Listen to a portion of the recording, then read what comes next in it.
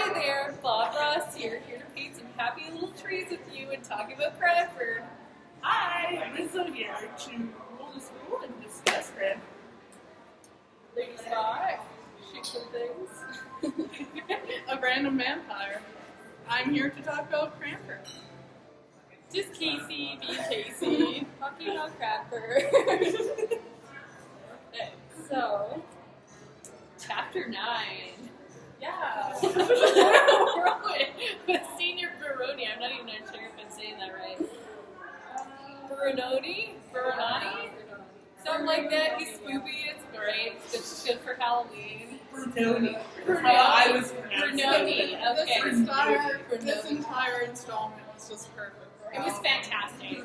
I loved it between that and then, hey-ho, let's kill some animals. Animal sacrifice. Perfect. Yeah! Oh, yeah. And also, Like something of the story. Like, wait a second, I'm Pop Ross, I'm supposed to be against that. No, that's bad. I'm supposed to be all yeah, you're for it. supposed to be like, hey, let's just go and eat all that shit. It's illogical. Oh my god. And also passive-aggressive turban talk. Oh yeah, that was great. There's like this part of me that's like, wait, isn't that cultural appropriation? But then I was like, oh, but this is the Victorian time. They don't care. It didn't exist. There we go.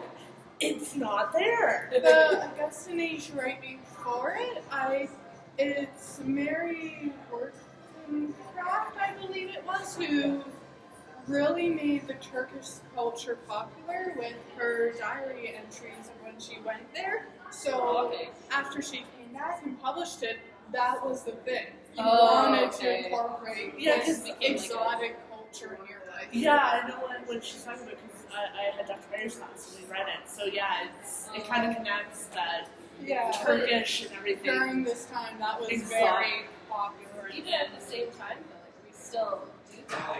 We do. You go anywhere. But I think there's a sense of like acknowledging someone doing It depends. It's like the difference between culture appropriation of putting a sari on yourself rather than We're all having a a lady bunch of put it on you. Talking about this. But I feel like they're like more like racist towards French.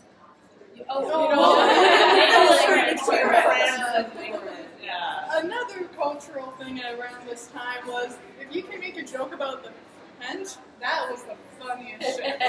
It doesn't matter how bad it was, it's what the French do. Yeah. Oh yeah, that's how you keep the party going. That or you, I don't know, bitch about how to save money with certain things. I always thought that was really weird. And I know that's like the chapter before with the discussion about like saving the candles and butter and stuff, and it's like, but yet it's like buy me a turban right now. Buy me the It's most expensive thing on the market, Yeah. but we need to save. and save the spoons. Save the spoons. And I know you got me sea green, but lavender's really my color. Yeah. And so passive aggressive. Oh, I know. Except very contradictory. I find that's just like a constant theme so far is contradicting language and like difference between how they're speaking, how they're acting in one way, and then like for saving money, and then just being so frivolous with certain things. So Well, you really see like the aristocracy.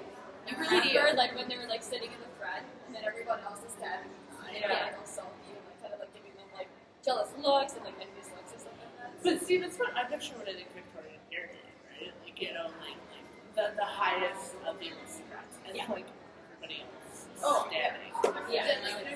But it's aggressively getting out of it too, which is why people I think are behind the scenes. Oh my gosh. Well, it's also like satirical view as well. Yeah. Probably less like acid. I actually don't remember. I can Google that right now. Like I'm sure if you have some money or something like that, but I guess it's maybe not. Yeah, was she a writer who wrote for pay, or was she a writer that was rich so she could just do whatever? It was Yeah. It seems to me that she's almost presenting it in like a satirical manner. Yeah, definitely. It's Yes. like making fun of it. Yeah, it's not necessarily something she believes in. Yeah. So. It definitely seems like she's not bored by any means. By any means at all. I honestly, like, that's just from what I quickly see here. But definitely, having an interest in society and stuff like that. Because, like it says here, her novels offered a detailed portrait of the lives of many strata of Victorian society, including the very poor. So that's very much like what Charles Dickens did too, right? But he was never. Well, didn't he spend some time in the streets? Yeah. So I don't know. Didn't see anything for her. This book changing. also Yeah. doesn't feel like she's yelling, "We must change this." It's more of a Horatian satire of just pointing out the follies. not Yeah, it's like, oh, this is what is you guys horrible. are sounding ridiculous right now. Oh, yeah, yeah. it's the ridiculousness of it all. Yeah. You know, Well, from every. Yeah. So I think in every single one of my previous videos I've mentioned Pride and Prejudice, the most kind of reminds me of it, but it's in a different sense where Pride and Prejudice was like, this is what you guys are doing and this is why it's just awful, and this is more just like, this is more subtle in that, where it's like, you guys are acting this way, you're being contradictory, but I love such I think it's ridiculous, but the ridiculousness is justified quite well. It's like, yeah. because from our point of view, reading this, you're thinking, for instance, in like what was it, chapter 8, wearing 7 brooches. How ridiculous. That was ridiculous, and forgetting where the other one was, yeah. Yeah. But at the same time, it's totally justified in the sense that, yeah, okay, you're going to go meet someone who's Potentially high status. exactly, and you want to look your best, and so the best way of showing off would be wearing brooches. Whereas now, I mean, people would wear whatever designer, diamonds, or anything that shows their status. Yeah. In that sense, so it seems ridiculous, but We it's still being kind of it's yeah. justified. It's carried on. It's totally justified. Yeah. But then again, there's that aspect of the fact that the Duchess, whatever, The lady. but she was really poor. Yeah. So it's like they dressed out for absolutely no reason, and they all kind of went, oh, we didn't need to do that, but they still felt like they had to, with like the whole, how do we address her, like, I don't know. Well, she still has a title. I think. Yeah, she still has the is more title, but important. like, title doesn't, Yeah. title, like, I don't know. It kind of, I think that kind of mirrors, in a sense, the ladies of Cranford being like, oh, we need to save money here and there, but we're going to buy a shit ton of brooches and hats. We still do that. We do, we do. Oh, it's just the material. brooches and hats have been swapped out before. Exactly. It's this Phones satire and of clothes yeah. and Starbucks that we have. Yeah. Really, close to Starbucks, yeah. Everything on the inside, people don't see in your house. No one needs to know. It's the outward appearance. That's all it is. And that's definitely shown in Cranford. Yeah. Since it's like my inside house, oh, the candles, I need to save these candles. And then when someone breaks in, it's like the biggest issue. Since, oh, all my stuff, all that money.